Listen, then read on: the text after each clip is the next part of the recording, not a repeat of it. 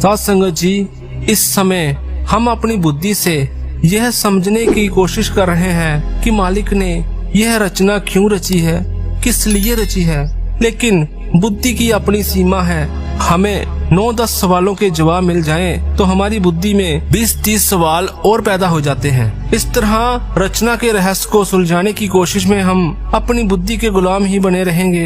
यह सोचने के बजाय उसने सृष्टि की रचना क्यों की है। अगर हम उस सृजनहार परमात्मा के बारे में सोचें, उससे मिलने के बारे में सोचें, तो फिर हम ये भी जान जाएंगे कि उसने इस सृष्टि की रचना क्यों की है। फिर शायद हम ये जानना ही नहीं चाहेंगे कि परमात्मा ने सृष्टि क्यों बनाई है। साथ संगत जी, मान लें एक बच्चा अपनी माँ से पूछता है कि वह कैसे पैदा हुआ। वह इसका जवाब जानती है, लेकिन बच्चे में इतनी बुद्धि नहीं है कि इस बात को समझ सके। बच्चा होने के कारण उसकी बुद्धि का दायरा बहुत छोटा है, इसलिए वह मुस्कुराकर उसे टाल देती है।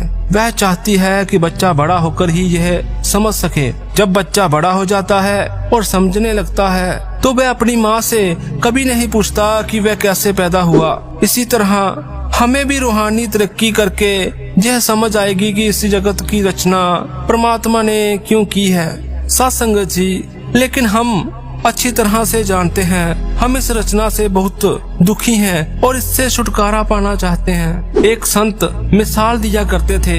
एक आदमी कुएं में गिर गया। वह रोता हुआ लोगों से कहता है, मैं बहुत दुखी हूँ, मुझे कुएं से बाहर निकालो। उस पर तरस खाकर एक आदमी रस्सी नीचे कुएं में फेंकता है और कहता है, इस रस्सी को पकड़ लो, मैं तुम्हें बाहर निकाल लूंगा। लेकिन वह आदमी उससे सवाल पर सवाल पूछने लगता है। कहता है, मुझे बताओ, ये रस्सी मजबूत भी है? यह रस्सी किसने बनाई है? यह रस्सी कहाँ से लाई? कितने पैसे में लाई है?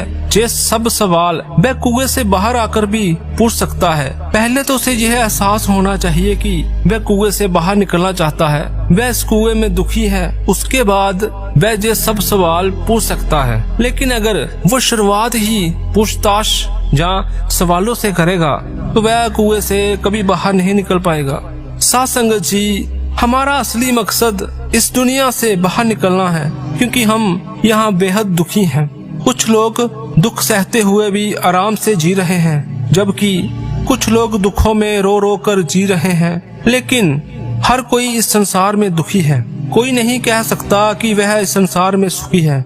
जब हम इन दुखों और कष्टों से छुटकारा पा लेंगे तो हम इस रचना के मकसद को भी समझ लेंगे।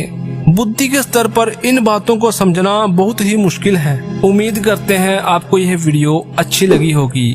नीचे कमेंट करके जरूर बताएं और ऐसी ही वीडियो देखने के लिए इस चैनल को सब्सक्राइब करें और बेल आइकन पे क्लिक करें। मिलते हैं एक और नई वीडियो के साथ।